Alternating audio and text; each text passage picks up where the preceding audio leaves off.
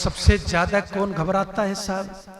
जिसके मन में उत्साह न रहे, जिसके मन में बोलो उत्साह न रहे, वह व्यक्ति सबसे ज्यादा घबराया हुआ इंसान है। और वो व्यक्ति डिप्रेशन में होता है, निराशा में होता है। ऋषि क्या लिखता है कि निराशा कोई चीज नहीं, निराशा उसके जीवन में आएगी जो परमात्मा पर बोलो विश्वास नहीं रखता। परमात्मा पर जो भरोसा रखता है ना, वो तो नाव जैसे चलती है, डूबती है तो डूबने का आनंद लेता है, और तैरती है तो तैरने का आनंद लेता है साहब। तो परमात्मा पर जो विश्वास रखता है, परमात्मा पर जो भरोसा रखता है, कहते कि परमात्मा उसके उत्साह को कभी कम नहीं होने देता।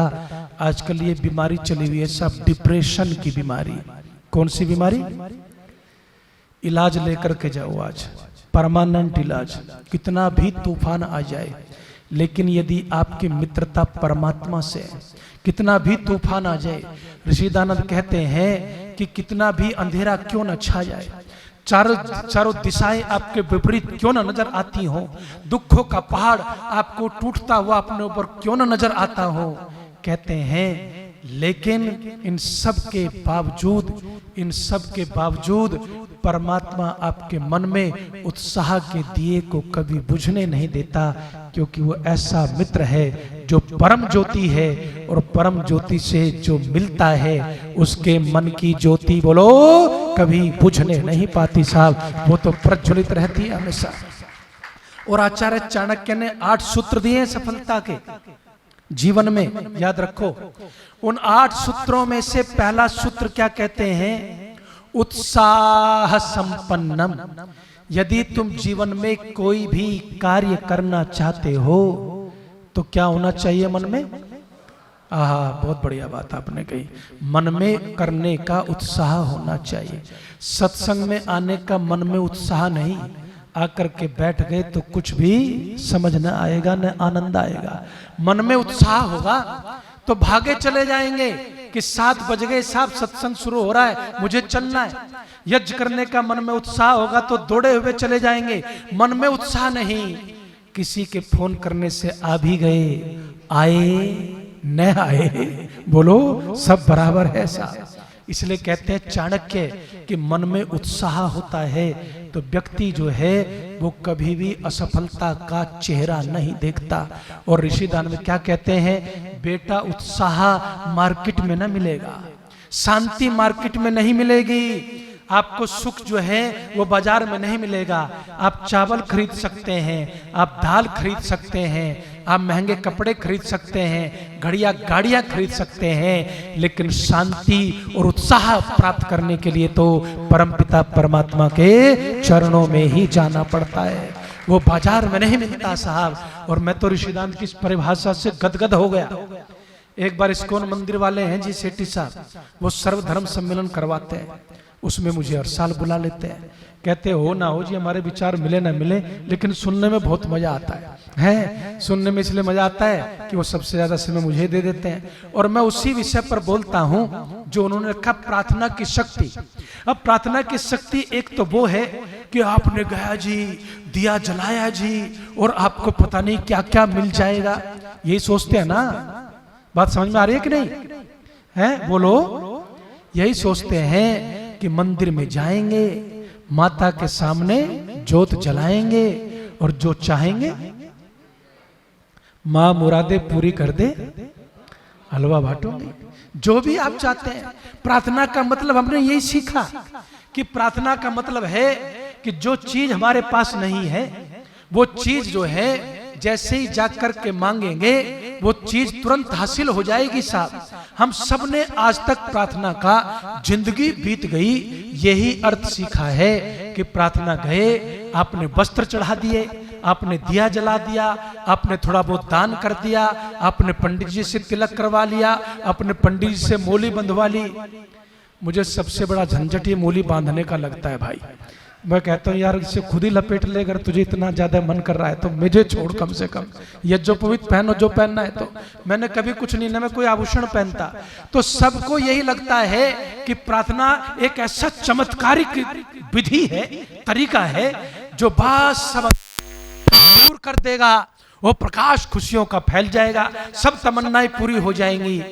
तब ऋषि दानंद कहते हैं, बेटा ऐसा दिया जलाने से दिया न जलता। मेरे जरा शब्दों को ध्यान देना।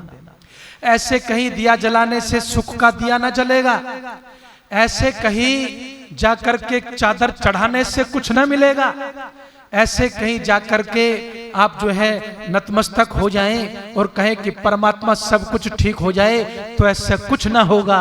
दयानंद कहते हैं, दिया तो जलता है तेरे मन में प्रार्थना करने से, लेकिन वो दिया समस्त सफलताओं का मूल उत्साह का दिया जलता है, जिससे कि फिर तुझे असफलता के दर्शन कभी बोलो होते ही नहीं है। इसलिए मैं कहता हूं, उत्साह बढ़ता है, और उत्साह जब बढ़ता है तो डिप्रेशन नहीं होता। डिप्रेशन में क्या होता है, आंखें ठीक ठाक हैं जी, बुद्धि ठीक ठाक है जी, हाथ पैर ठीक ठाक है जी, सब कुछ ठीक ठाक है, लेकिन आप जो हैं फिर भी हिलते नहीं है, आपके पैर कांपते हैं जी, आपसे बोला नहीं जाता।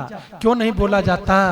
क्योंकि उसका नाम न लिया। क्षमा कर देना, कभी कभी बात हो जाती है।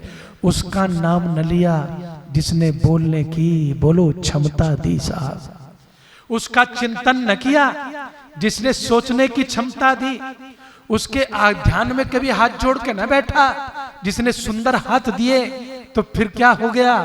सब कुछ है, कोठी बंगला है, लेकिन टांगे बोलो बैठे बैठे कांप रही हैं साहब। तब दयानंद कहते हैं, अरे बेटा इसको तो छोड़ दे। क्या कमाल की बात कही है, इसको तो छोड़ दे। बहुत बड़ा तूफान भी अगर कोई आ जाएगा ना, तब भी तेरे उत्साह का दिया मन का कभी बोलो झुकने नहीं पाएगा। इसलिए मैं कहता हूं, प्रार्थना करने से वो चमत्कार की आशाएं छोड़ दो। प्रार्थना करने से सबसे बड़ा चमत्कार होता है कि आपके मन का उत्साह बोलो बढ़ता है साहब। और इसलिए कहते हैं, ऋषि दानंद ने ये जीवन में जिया है, ऋषि दानंद ने जीवन में जिया इन सब चीजों को। कहते हैं, निर्ममो निरहंक विहाय कामान यह सर्वान पुमाश्चरत निष्प्रिय निर्ममो निरहंकार स शांति अधिगच्छति। कहते हैं कि वो व्यक्ति शांति को प्राप्त करता है, चाह गई चिंता मिटी मनमा बेपरवाह, और जिसको कछु न चाहिए वो ही सहन के साथ। कामनाओं के दलदल में फंसे हैं हम सब लोग, जिनकी कोई इतनी लंबी लिस्ट है कि जो कभी पूरी बोलो हो करके ही नहीं देती। उस लिस्ट को जो है आप थोड़ा सा छोटा कर लीजिए।